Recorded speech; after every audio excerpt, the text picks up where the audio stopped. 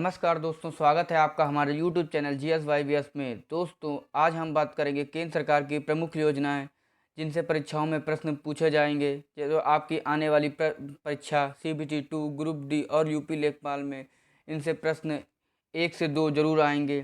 चलिए शुरू करते हैं आज का पहला प्रश्न। नमामि गंगे योजना। इस नमामि गंगे योजना इसका शुभारंभ हुआ था 10 जुलाई 2014 को और इसको जल संसाधन मंत्रालय द्वारा शुभारंभ हुआ था और इसका उद्देश्य था गंगा नदी के संरक्षण एवं शुद्धि हेतु यह योजना चालू की गई थी। वो बात अलग है कि अभी तक गंगा मैया की अभी तक उस प्रकार की सफाई हो ना सकी। दूसरा प्रश्न, प्रधानमंत्री जनधन योजना का शुभारंभ 28 अगस्त 2014 को वित्त मंत्रालय द्वारा हुआ था और इसका उद्देश्य था सभी परिवारों में कम से कम एक बैंक खाता और इससे लाभ आपको होगा 2 लाख रुपए का दुर्घटना बीमा तथा 30,000 रुपये का जीवन बीमा। यह आपको खाता खोलते ही आपको यह लाभ मिलने लगेगा। इससे अभी तक कम से कम 50 लाख के आसपास खाते खोले गए हैं। तीसरा प्रश्न, मेक इन इंडिया का शुभारंभ 25 सितंबर 2014 को हुआ था। इसका उद्देश्य था देश में मैन्युफैक्चरिंग को बढ़ावा देना, देश में ही स्वयं रोजगार उत्पन्न करना। इसका मेन उद्देश्य यह था। चौथा प्रश्न, सांसद आदर्श ग्राम योजना इसका शुभारंभ हुआ था 11 अक्टूबर 2014 को जयप्रकाश नारायण के जन्मदिन पर यह सांसद आदर्श ग्राम योजना का शुभारंभ हुआ था। इसका उद्देश्य था प्रत्येक सांसद द्वारा वर्ष 2019 तक 3 गांवों तथा 2024 तक 8 गांवों को गोद लेकर विकसित करना था। वो बात अलग है कि अभी तक एक सांसद एक भी गांव सही से आदर्श न बना सकें। 3 तो बात छोड़िए। पांचवा प्रश्न, मिशन इंद्रधनुष अभियान इसका शुभारंभ 25 सितंबर 2014 को केंद्रीय स्वास्थ्य मंत्रालय द्वारा हुआ था। इसका उद्देश्य था 2020 तक संपूर्ण टीकाकरण के लक्ष्य को प्राप्त करना। इस योजना के अंतर्गत 7 बीमारियां जैसे कि डिप्थीरिया, काली खांसी, टिटनेस, पोलियो, टीबी, खसरा तथा हेपेटाइटिस बी के लिए इसका टीकाकरण लगना था। मिशन इंद्रधनुष अभियान। छठा प्रश्न, पहल योजना इसका शुभारंभ 1 जनवरी 2015 को हुआ था। इसका उद्देश्य था LPG सिलेंडर के सब्सिडी के पैसों को सीधे उपभोक्ताओं के बैंक खातों में भेजने। यह DBTL direct benefit transfer for LPG scheme भी कहलाता है। पहल योजना LPG सिलेंडर के सब्सिडी के पैसों को सीधा उपभोक्ताओं के बैंक खातों में भेजना। वो बात अलग है कि अब तो सरकार ने सब्सिडी ही बंद कर दिया, आएगा क्या। सातवां प्रश्न, हृदय योजना इसका शुभारंभ 21 जनवरी 2015 को शहरी विकास मंत्रालय द्वारा हुआ था। इसका उद्देश्य था देश के चयनित 12 शहरों को सांस्कृतिक धरोहर को फिर से जीवित करना। हृदय योजना। आठवां प्रश्न, बेटी बचाओ बेटी पढ़ाओ योजना इसका शुभारंभ हुआ था 22 जनवरी 2015 को महिला एवं विकास मंत्रालय द्वारा। इसका उद्देश्य था लैंगिक समानता को बढ़ावा देना और लिंगानुपात को बढ़ाना। नौवां प्रश्न, प्रधानमंत्री मुद्रा योजना इसका शुभारंभ हुआ था 8 अप्रैल 2015 को। मुद्रा यानी कि micro unit development and refinance agency इसका फुल फॉर्म होगा और इसका उद्देश्य था सूक्ष्म उद्यमों को क्षेत्र के विकास के लिए वित्तीय सहायता प्रदान करना एवं ऋण उपलब्ध कराना। इस योजना में 10 लाख तक के लोन का प्रावधान है। 10वां प्रश्न, उजाला योजना इसका शुभारंभ हुआ था 1 मई 2015 को। उजाला यानी कि Unnat Jyoti by affordable LED for all इसका फुल फॉर्म था। उद्देश्य इसका था बिजली की खपत को कम करने के लिए LED बल्बों का कम मूल्य पर वितरण करना। इससे आपकी बिजली बचेगी LED बल्बों से। 11वां प्रश्न, प्रधानमंत्री सुरक्षा बीमा योजना इसका शुभारंभ हुआ था 9 मई 2015 को कोलकाता से। इसका उद्देश्य था इस योजना के तहत 18 से 17 वर्ष की आयु तक आयु का कोई भी भारतीय नागरिक 12 रुपये प्रति वर्ष की प्रीमियम भरकर 1 लाख रुपए से 2 लाख रुपए तक का दुर्घटना बीमा का लाभ ले सकता है। प्रधानमंत्री सुरक्षा बीमा योजना। 12वां प्रश्न, प्रधानमंत्री जीवन ज्योति बीमा योजना, इसका शुभारंभ 9 मई 2015 को हुआ था। इसका उद्देश्य था 18 से 50 वर्ष आयु का कोई भी भारतीय नागरिक 330 रुपये प्रति वर्ष का प्रीमियम भरकर 2 लाख रुपए तक का जीवन बीमा लाभ ले सकता है। 13वां प्रश्न, अटल पेंशन योजना। अटल पेंशन योजना का शुभारंभ 9 मई 2015 को वित्त मंत्रालय द्वारा हुआ था।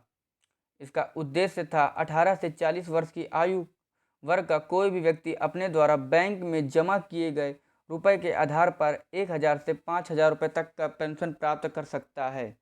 दोस्तों, इससे परीक्षाओं में प्रश्न पूछे जाते हैं और ये आप अगर परीक्षा दिया होगा तो ये जरूर आए होंगे, आपने भी देखा होगा, नोटिस किया होगा। 14वां प्रश्न, अमृत योजना, इसका शुभारंभ 24 जून 2015 को हुआ था। इसका उद्देश्य था 100 स्मार्ट सिटी बनाने तथा 500 शहरों में आधारभूत सुविधाओं का विकास करने और 2022 तक शहरी इलाकों में सभी के लिए घर बनाने की योजना शामिल है। 15वां प्रश्न, स्मार्ट सिटी योजना, इसका शुभारंभ 25 जून 2015 को हुआ था। इसका उद्देश्य था 100 शहरों का चयन कर विकास करना। सिंगापुर के सहयोग से इसका विकास करना था। 16वां प्रश्न, प्रधानमंत्री आवास योजना, इसका शुभारंभ 25 जून 2015 को हुआ था। इसका उद्देश्य था 2022 तक 2 करोड़ नए घरों का निर्माण करना। 17वां प्रश्न, मिशन, इसका शुभारंभ 1 जुलाई 2015 को हुआ था। इसका उद्देश्य था सभी सरकारी सेवाओं को इलेक्ट्रॉनिक तरीके से जनता को उपलब्ध कराना। 18वां प्रश्न, प्रधानमंत्री कृषि सिंचाई योजना, इसका शुभारंभ किया था 1 जुलाई 2015 को। इसका उद्देश्य था किसानों को कृषि हेतु पानी उपलब्ध कराना। 19वां प्रश्न, skill India mission, skill India mission का शुभारंभ हुआ था 15 जुलाई 2015 को। इसका उद्देश्य था 2022 तक देश के युवाओं को कौशल विकास कराना। 20वां प्रश्न, दीनदयाल उपाध्याय ग्राम ज्योति योजना, इसका शुभारंभ हुआ था 25 जुलाई 2015 को। इसका उद्देश्य था सभी गांवों को विद्युतीकरण करना तथा वितरण कंपनियों को वित्तीय स्थिति में सुधार एवं उचित मॉनिटरिंग करना। 21वां प्रश्न, सागरमाला परियोजना, इसका शुभारंभ हुआ था 31 जुलाई 2015 को। इसका उद्देश्य था बंदरगाहों का विकास तथा उन्हें सड़क रेल परिवहन से जोड़ना। 22वां प्रश्न, उदय योजना, इसका शुभारंभ हुआ था 5 नवंबर 2015 को कोयला एवं ऊर्जा मंत्रालय द्वारा। इसका उद्देश्य था बिजली वितरण करने वाली कंपनियों को वित्तीय सुधार एवं घाटों से उभारना। इस योजना से जुड़ने वाला पहला राज्य झारखंड था। झारखंड की राजधानी रांची है। 23वां प्रश्न, श्यामा प्रसाद मुखर्जी अर्बन मिशन, इसका शुभारंभ हुआ था 22 फरवरी 2016 को। इसका उद्देश्य था गांवों को क्लस्टर आधारित विकास करना। 24वां प्रश्न, सेतु भारतम योजना, इसका शुभारंभ हुआ था 4 मार्च 2016 को केंद्रीय सड़क एवं परिवहन मंत्रालय द्वारा और इसका उद्देश्य था राष्ट्रीय राजमार्गों को रेलवे क्रॉसिंग रहित बनाने के लिए ओवर अंडर ब्रिजों का निर्माण करना। इस योजना से बहुत जगह अच्छा खासा लाभ हुआ है क्योंकि सरकार ने ये हर जगह बनाया है। बहुत जगह आपके केंद्रीय सड़क एवं परिवहन मंत्रालय हैं नितिन गडकरी जी। 25वां प्रश्न, स्टैंड अप इंडिया, इसका शुभारंभ हुआ था 5 अप्रैल 2016 को वित्त मंत्रालय द्वारा। इसका उद्देश्य था अनुसूचित जाति जनजाति एवं महिला उद्यमियों को नई कंपनियां स्थापित करने हेतु 10 लाख से 1 करोड़ रुपए तक का ऋण उपलब्ध कराना। Stand up India. 26वां प्रश्न, प्रधानमंत्री उज्ज्वला योजना, इसका शुभारंभ हुआ था 1 मई 2016 को। इसका उद्देश्य था बीपीएल परिवारों को मुफ्त एलपीजी कनेक्शन देना। इस योजना के अंतर्गत सरकार द्वारा बीपीएल परिवारों को प्रति कनेक्शन 1600 रुपये की वित्तीय सहायता प्रदान की जाती है। इससे गरीबों को, ये तो है, गरीबों को बहुत लाभ हुआ। 27वां प्रश्न, उड़ान योजना, इसका शुभारंभ हुआ था 27 अप्रैल 2017 को। इसका पूरा नाम है उड़े देश का आम नागरिक। इसका उद्देश्य है देश के आम नागरिकों को सस्ती हवाई यात्रा कराना। 28वां प्रश्न, दीक्षा पोर्टल, इसका शुभारंभ हुआ था 5 सितंबर 2017 को मानव विकास मंत्रालय द्वारा। और इसका उद्देश्य था पोर्टल शिक्षा को ट्रेनिंग देने और सशक्त बनाने में सहायक है। यह पोर्टल शिक्षक को ट्रेनिंग देने और सशक्त बनाने में सहायक है। 29वां प्रश्न, वरिष्ठ पेंशन बीमा योजना, इसका शुभारंभ हुआ था 1 जनवरी 2017 को भारतीय जीवन बीमा निगम LIC द्वारा। इसका उद्देश्य था 60 वर्ष और इससे अधिक आयु वाले वरिष्ठ नागरिकों को गारंटीकृत ब्याज दर पर 10 वर्षों के लिए 8% होगी। 10 वर्षों के लिए 8% होगी। 30वां प्रश्न, प्रधानमंत्री सहज बिजली हर घर योजना, इसको हम बोलते हैं सौभाग्य योजना। इसका शुभारंभ हुआ था 25 सितंबर 2017 को विद्युत मंत्रालय द्वारा। इसका उद्देश्य था देश में सभी घरों का विद्युतीकरण सुनिश्चित करना। 31वां प्रश्न, प्रधानमंत्री जन आरोग्य योजना, इसको हम लोग बोलते हैं आयुष्मान योजना। इसका शुभारंभ हुआ था 23 सितंबर 2018 को झारखंड की राजधानी रांची से। इसका उद्देश्य था गरीब परिवारों के कल्याण के लिए 5 लाख तक का कैश रहित स्वास्थ्य बीमा निःशुल्क उपलब्ध कराना। इससे बहुत से गरीब परिवारों को लाभ तो मिला है अच्छा खासा। 32वां प्रश्न, पीएम किसान सम्मान निधि योजना, इसका शुभारंभ हुआ था 1 फरवरी 2019 को। इसका उद्देश्य था देश के सभी किसानों को 6000 रुपये प्रत्यक्ष आय सहायता।